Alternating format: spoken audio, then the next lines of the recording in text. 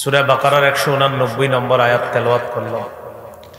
এই আয়াতে আল্লাহ বলেন, ইয়াসআলুনাকা আনিল আহিল্লাহ, তারা আপনাকে নতুন চাঁদ সম্পর্কে জিজ্ঞাসা করে। নতুন চাঁদ, নবী আপনি বলেন, কুল হিয়া মাওয়াকিতু লিন্নাসি ওয়াল হজ, নতুন চাঁদ হলো মানুষের আমলের হিসাব নির্ণয় করার জন্য, বিশেষ করে হজের সময় নির্ণয় করার জন্য নতুন চাঁদ। শাবান মাস গুরুত্ব সহকারে গণে রাখা, এটা কিন্তু সুন্নত। শাবান মাস গুরুত্ব সহকারে গণনা করা। আবু দাউদের হাদিস, 2325 নম্বর হাদিস, আয়েশা রাদিয়াল্লাহু তাআলা আনহার বর্ণনা, কানা রাসূলুল্লাহ সাল্লাল্লাহু আলাইহি ওয়াসাল্লাম ইয়াতাহাফফাজু মিন শাবান মা লা ইয়াতাহাফফাজু মিন গায়রিহি। রাসূলুল্লাহ সাল্লাল্লাহু আলাইহি ওয়াসাল্লাম অন্যান্য মাসের চাইতে শাবান মাসের হিসাব খুব গুরুত্ব সহকারে রাখতেন। শাবান মাসের হিসাবটা গুরুত্ব সহকারে রাখতেন। সুম্মা ইয়াসুমু লিরুইয়াতি রমাদান, এরপর রমজানের চাঁদ দেখে রোজা রাখতেন। ফাইন গুম্মা আলাইহি ফাআদ্দা সালাসিনা ইয়াওমা, যদি আকাশ মেঘাচ্ছন্ন হতো তাহলে 30 দিন গণনা করতেন। সুম্মা সমা, এরপর রোজা রাখতেন। রমজান সামনে রেখে মৌলিক 18টি কথা বলবো, মন দিয়ে শোনেন। এই 18টি কথা শেষ, আলোচনা শেষ। একদম সহজে বলবো। 18টি করণীয় মৌলিক। কয়টি? 18টি। 1 নম্বর করণীয়, রমজানের চাঁদ দেখা। এখন সবাই চাঁদ দেখে ফেসবুকে আর টেলিভিশনের সামনে। চাঁদ আকাশে দেখতে হবে। কোথায় দেখা যাক বা না যাক, আমরা কোথায় তাকাবো? আকাশে তাকাবো। কেন? নবীজি সাহাবায়ে কেরাম আকাশে চাঁদ খুঁজেছে, আমরাও খুঁজবো। উদ্দেশ্য হলো সুন্নাহ আদায় করা। সহিহ বুখারীর বর্ণনা, 1909 নম্বর হাদিস, রাসূলুল্লাহ সাল্লাল্লাহু আলাইহি ওয়াসাল্লাম বলেন, সুমু লিরুইয়াতিহি ওয়া আফতিরু লিরুইয়াতিহি, তোমরা চাঁদ দেখে রোজা রাখো, চাঁদ দেখে ঈদ করো। তাহলে 1 নাম্বার চাঁদ দেখা। 2 নাম্বার, চাঁদ দেখার পর দোয়া পড়া।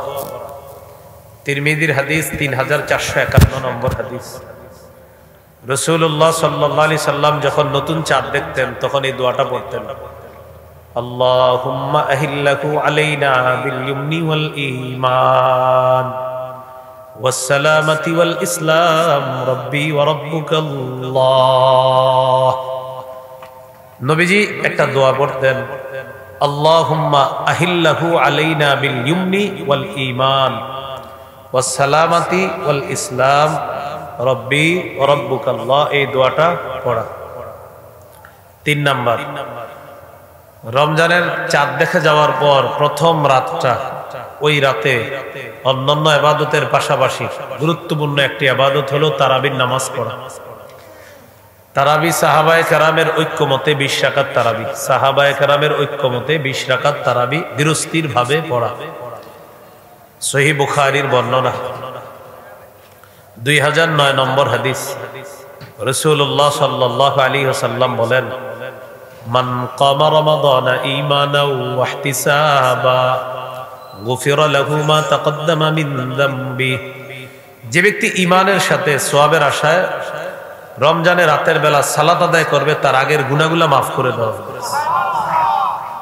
3 নাম্বার, তারাবি পড়া।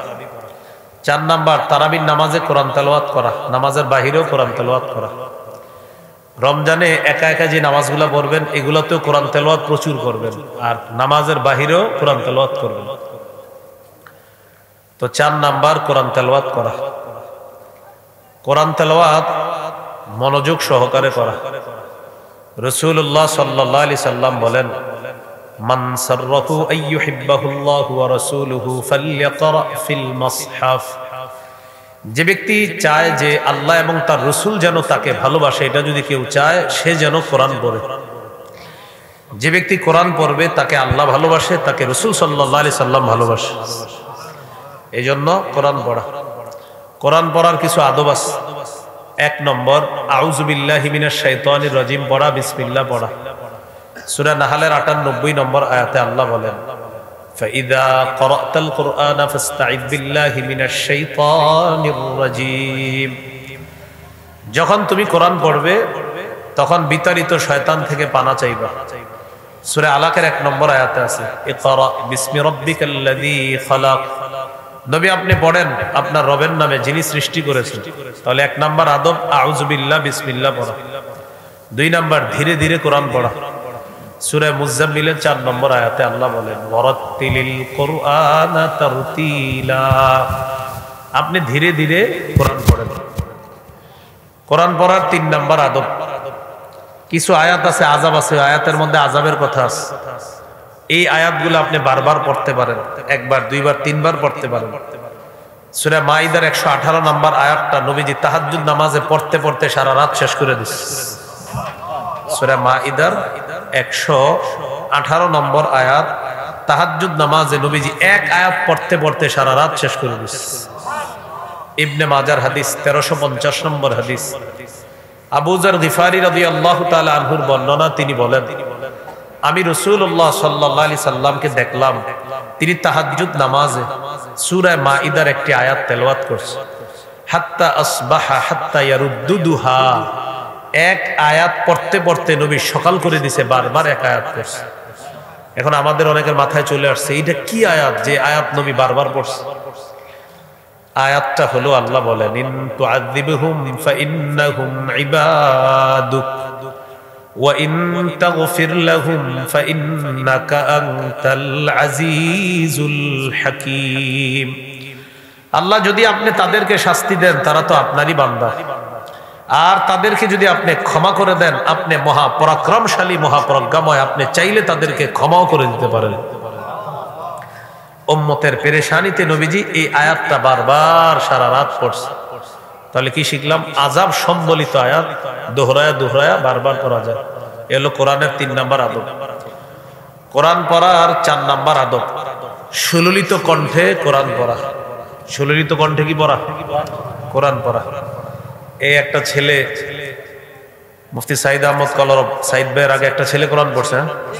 আমি তখন উজুখানায় ছিলাম, বিতির বাকি ছিল তো উজুখানায় ছিলাম, উজু করতেছিলাম। খুব অসাধারণ কোরআন তেলাওয়াত করছে। কোরআন তেলাওয়াত সুন্দর আওয়াজে তেলাওয়াত করা। কি পড়ছে? হ্যাঁ, আবু হুরায়রা কে? এটা মাশাআল্লাহ সুন্দর হয়েছে। নাসাইর 1015 নম্বর হাদিস। এই হাদিসে আছে যায়্যিনুল কুরআনা বিআসওয়াতিকুম। তোমরা তোমাদের কণ্ঠে কোরআনকে সুন্দর করো, অর্থাৎ সুললিত কণ্ঠে তোমরা কোরআন পড়ো। সুললিত কণ্ঠে কোরআন পড়ো। তাহলে 4 নাম্বার সুন্দর কণ্ঠে কোরআন পড়া। 5 নাম্বার আদাব, কোরআন পড়ার সময় স্পন্দন সৃষ্টি করে কোরআন পড়া। সহিহ বুখারীর বর্ণনা 5047 নম্বর হাদিস। আব্দুল্লাহ ইবনে মুগাফফাল রাদিয়াল্লাহু তাআলা আনহুর বর্ণনা, তিনি বলেন রাআইতু রাসূলুল্লাহি সাল্লাল্লাহু আলাইহি ওয়াসাল্লাম ইয়াকরা ওয়া হুয়া আলা নাকাতিহি আও জামালিহি। আমি রাসূলুল্লাহ সাল্লাল্লাহু আলাইহি সাল্লামকে দেখলাম তিনি ওটের উপরে বসা, ওয়াহিয়া তাসিরু বিহি, ওট নবীকে নিয়ে চলতেছে, ওট নবীকে নিয়ে চলতেছে। আমি নবীজিকে দেখলাম তিনি 26 নম্বর পারার 10 নম্বর পৃষ্ঠায় একটা সূরা আছে, সূরাতুল ফাতহ। এই সূরাটি হলো মক্কা বিজয় সম্পর্কিত সূরা। আমি নবীজিকে দেখলাম এই সূরাটি নবীজি তেলাওয়াত করতেছিলেন। ওয়া হুয়া ইউরাজ্জিউ, নবী স্পন্দন সৃষ্টি করে অসাধারণ কণ্ঠে কোরআন তেলাওয়াত করতেছিলেন। তাহলে 5 নাম্বার সুরের মাঝে মাঝে খুব ঢেউ দেওয়া, এটা পারে অনেকে, সবাই পারে না। দেখবেন কিছু হাফেজ শব্দের তেলাওয়াত শুনলে মনে আরো পড়ুক ভালো লাগতেছে, পারতেছে, সুন্দরভাবে পড়তে পারতেছে। এলো 5 নাম্বার আদব। 6 নম্বর ক্ষেত্র বিশেষ কোরআন আস্তে পড়া। তিরমিজি 1335 নম্বর হাদিস। আপনি সাহারির সময় উঠছেন, ওইটা দেখেন আপনার স্ত্রী ঘুমায়, সবাই ঘুমায়, 2টা বাজে উঠছেন, ওই টাইমে কোরআন পড়তেছেন, তখন কোরআন আস্তে পড়া যেন তাদের ঘুমের ডিস্টার্ব না হয়। قال رسول الله صلى الله عليه وسلم الجاهر بالقرآن كالجاهر بالصدقة والمسر بالقرآن كالمسر بالصدقة। প্রকাশ্যে কোরআন তেলাওয়াত করা প্রকাশ্যে সদকা করার মতো, গোপনে কোরআন তেলাওয়াত করা গোপনে সদকা করার মতো। ক্ষেত্র বিশেষ গোপনে কোরআন তেলাওয়াত করা আদব। 7 নাম্বার রমজানে মসজিদে গেছেন, এতেকাফ যারা করেন 4-5 জন, তো 10-20 জন মুসল্লি হয়ে গেছে, এই টাইমে আপনি কোরআন পড়বেন মসজিদে বসে। এখন আপনি তো একা পড়তেছেন কোরআন, আরেকজনে তাসবিহ পড়তেছে, আরেকজনে নামাজে আছে। এই জন্য যখন আমরা মসজিদে গিয়ে নামাজ পড়ব বা কোরআন তেলাওয়াত করব, তখন উঁচু আওয়াজে কোরআন তেলাওয়াত না করা, পরিস্থিতি বুঝে আওয়াজ কমানো, আওয়াজ বাড়ানো। কারণ আমি তেলাওয়াত জোরে করলে পাশের মুসল্লি সুন্নতে ব্যাঘাত ঘটবে, তেলাওয়াতে ডিস্টার্ব হতে পারে, আরেকজনের জিকিরি ডিস্টার্ব হতে পারে। তাহলে কি শিখলাম? 7 নাম্বার আদব, পরিস্থিতি বুঝে আওয়াজ বাড়ানো, আওয়াজ কমানো তেলাওয়াতে। মুসনাদে আহমদের হাদিস, قال رسول الله صلى الله عليه وسلم الا كلكم مناج ربا। শোনো, মসজিদে তোমরা যারা আছো সবাই রবের সাথে নীরব একটা ইবাদতের মধ্যে লিপ্ত আছে। সুবহানাল্লাহ, সবাই রবের সাথে গোপন ইবাদতে লিপ্ত আছে। ফালা ইউযিয়ান্না বা'দুকুম বা'দা, তোমাদের কেউ যেন কাউকে কষ্ট না দেয়। ওয়ালা ইয়ারফা'আন্না বা'দুকুম আলা বা'দিন ফিল কিরাআহ, কোরআন উঁচু আওয়াজে পড়ে আরেকজনের ইবাদতে যেন বিঘ্নতা না ঘটাও। এটা হলো 7 নম্বর আদব। 8 নম্বর আদব, কোরআন পড়ার সময় যেন মনে হয় আপনি আল্লাহরে ভয় পাইতেছেন। এইভাবে কোরআন পড়া, কোরআন পড়বেন যখন যেন আপনার দেখলে মনে হয় লোকটা আল্লাহকে ভয় পায়। ইবনে মাজার 1339 নম্বর হাদিস, قال رسول الله صلى الله عليه وسلم إن من أحسن الناس صوتا, সবচাইতে সুন্দর কোরআন তেলাওয়াত, কোরআনের আওয়াজ হলো ওই ব্যক্তির, বিল কুরআনিল্লাযী ইযা সামি'তুমুহু হাসিবতুমুহু ইয়াখশাল্লাহ, যার তেলাওয়াত শুনলে তোমাদের মনে হয় লোকটা আল্লাহরে ভয় করে। কেউ তেলাওয়াত করছে, করার পর আমাদের মনে হচ্ছে এই লোকটার মাঝে মনে হয় আল্লাহর ভয়, এজন্য এত সুন্দর তেলাওয়াত করতেছে। নবী বলেন, যার তেলাওয়াত শুনলে মনে হয় তার মাঝে আল্লাহর ভয় আছে, এই ব্যক্তির তেলাওয়াতটা সর্বোত্তম তেলাওয়াত, তার কণ্ঠের তেলাওয়াতটা সবচেয়ে সুন্দর কণ্ঠের তেলাওয়াত। সুবহানাল্লাহ। তাহলে কোরআন তেলাওয়াত করলে বুঝা যাইতে হবে যে সে আল্লাহরে ভয় করতেছে। এগুলো 8 নম্বর আদব। 9 নম্বর আদব, আযাবের কোন আয়াত আসলে সাথে সাথে একটু আপনি আল্লাহর কাছে দোয়া করবেন, আল্লাহ এখানে আপনি কবরের আযাবের কথা বলছেন, আপনার কাছে কবরের আযাব থেকে পানা চাই। আর যদি তাসবিহের কোন আয়াত দেখেন তখন ওই জায়গায় তাসবিহ পড়বেন, সুবহানাল্লাহ সুবহানাল্লাহ সুবহানাল্লাহ। যেমন আল্লাহ কোরআনে বলছেন, ইয়া আইয়ুহাল্লাযীনা আমানু যকুরুল্লাহা যিকরান কাসীরা, হে ঈমানদারগণ তোমরা বেশি বেশি আল্লাহর জিকির করো। ওয়াসাব্বিহুহু বুকরাতাও ওয়া আসীলা, সকাল সন্ধ্যা আল্লাহর তাসবিহ পাঠ করো। তো তাসবিহ পাঠের আয়াতটা পাইছেন, বাস কিছুক্ষণ তাসবিহ পাঠ করেন, সুবহানাল্লাহ সুবহানাল্লাহ সুবহানাল্লাহ। আযাবের একটা আয়াত পাইছেন, সূরা নাজিয়াতের মধ্যে আছে, ফাআম্মা মান তাগা ওয়া আথারাল হায়াতাদ দুনিয়া, যে ব্যক্তি নাফরমানি করে, দুনিয়াকে প্রাধান্য দেয়, ফাইন্নাল জাহিমা হিয়াল মাওয়া, তার ঠিকানা হলো জাহান্নাম। সাথে সাথে বলে নেন, আল্লাহ জাহান্নাম থেকে পানা চাই, আল্লাহ জাহান্নাম থেকে পানা চাই। তাহলে 9 নম্বর আদব কি শিখলাম? আযাবের কোন আয়াত আসলে আল্লাহর কাছে আযাব থেকে পানা চাওয়া, আর তাসবিহের কোন আয়াত আসলে তাসবিহ পড়া। কানান নবিয়্যু সাল্লাল্লাহু আলাইহি ওয়াসাল্লাম ইযা মাররা বিআয়াতিন ফিহা আযাবুন তাআওয়াদা, রাসূলুল্লাহ সাল্লাল্লাহু আলাইহি সাল্লাম যখন কোন আয়াত তেলাওয়াত করতেন, যদি এটার মধ্যে আযাবের কথা থাকতো নবীর সাথে সাথে আল্লাহর কাছে আশ্রয় চাইতেন। ওয়া ইযা কানা ফীহি তানযীহুন, আর যদি ওয়াইদা কানা ফিহা ফিল আয়াতি তানযীহুন, যদি আয়াতের মধ্যে কোনো তাসবিহের কথা থাকতো, আল্লাহর পুত পবিত্রতা বর্ণনার কথা, সাব্বাহা, নবী সাথে সাথে তাসবিহ পাঠ করতেন। তাহলে 9 নাম্বার, আযাবের আয়াত আসলে আল্লাহর কাছে আযাব থেকে পানা চাওয়া, তাসবিহের কথা আসলে তাসবিহ পাঠ করা। 10 নাম্বার, কোরআনের যেই জায়গায় একালিফ টান আছে একালিফ টাইনা পড়া, দুই আলিফ 3 আলিফ একালিফ টান, আপনার কিছু মদ আছে, মদগুলো আপনার বুঝে শুনে পড়া। সহিহ বুখারীর 5046 নম্বর হাদিস, এই হাদিসের মধ্যে আছে, আনাস রাদিয়াল্লাহু তাআলা আনহুকে জিজ্ঞাসা করা হলো, কাইফা কানাত কিরাআতুন নবী সাল্লাল্লাহু আলাইহি ওয়াসাল্লাম, আচ্ছা নবীজির কেরাত কেমন ছিল? হযরত আনাস বললেন, কানাত মাদ্দান, নবীজির কেরাত ছিল টেনে টেনে তিনি কেরাত পড়তেন। এরপরে তিনি প্র্যাকটিক্যাল করে দেখায় দিলেন, আমরাও বলি চলেন, বিসমিল্লাহির রহমানির রহিম বলি সবাই। এবার দেখেন কি বলতেছি, ইয়ামুদ্দু বিসমিল্লাহ, তিনি বিসমিল্লাহতে এক আলিফ টেনে পড়তেন, বিসমিল্লাহ। ওয়ায়ামুদ্দু বির রহমান, তিনি রহমানে এক আলিফ টেনে পড়তেন। ওয়ায়ামুদ্দু বির রহিম, তিনি রহিমে এক আলিফ টেনে পড়তেন। অর্থাৎ নবী কিভাবে টেনে টেনে পড়তেন সাহাবী এটা প্র্যাকটিক্যাল দেখায় দিচ্ছে। তাহলে কি শিখলাম? 10 নাম্বার, কোরআনের যে জায়গায় যত আলিফ টান আছে এই টানগুলা দিয়ে আমরা পড়ব ইনশাআল্লাহ। 11 নাম্বার, কোরআন পড়তে পড়তে যদি আপনার মাঝে কোনো ক্লান্তি এসে যায়, বাস কোরআন বন্ধ করে কিছুক্ষণ রেস্ট নিয়ে আবার কোরআন পড়েন। অর্থাৎ পড়তে পড়তে আপনার এখন মন চাইতেছে অনেকক্ষণ তো বললাম, একটু পরে পড়ি আবার, বাস। যখন দেখবেন অন্তর ভালো কাজ করতেছে পড়তে থাকবেন পড়তে থাকবেন, যখন দেখবেন না একটু অনীহা কাজ করতেছে, বাস বন্ধ করেন, অন্য আমল করেন, আবার কোরআন পড়েন। সহিহ বুখারীর 5060 নম্বর হাদিসে আছে, قال رسول الله صلى الله عليه وسلم ইকরাউল কুরআন মাতালাফাত কুলুবুকুম, তোমাদের অন্তর যতক্ষণ নরম থাকে ততক্ষণ তোমরা কোরআন তেলাওয়াত করো। ফাইদা ইখতালাফতুম, যখন তোমাদের অন্তর অন্যমনস্ক হয়ে যায়, ফাকুমু আন, তখন কোরআন পড়ো না। যতক্ষণ মনোযোগ থাকবে ততক্ষণ কোরআন পড়ো, আর যখন দেখবা মনোযোগ একটু অন্যদিকে চলে গেছে তখন আর কোরআন পড়বা না, একটু বিরতি নাও, তখন আবার তুমি তেলাওয়াত করবে একটু পরে। বিসমিল্লাহ। এই হলো 11 নাম্বার, আল্লাহুম্মা লাকাল হামদু লাকা শুকর। 12 নাম্বার গুরুত্বপূর্ণ কথা, এটা বলি আমার সাথে, গানের সুরে বলি, কোরআন পড়া যাবে না।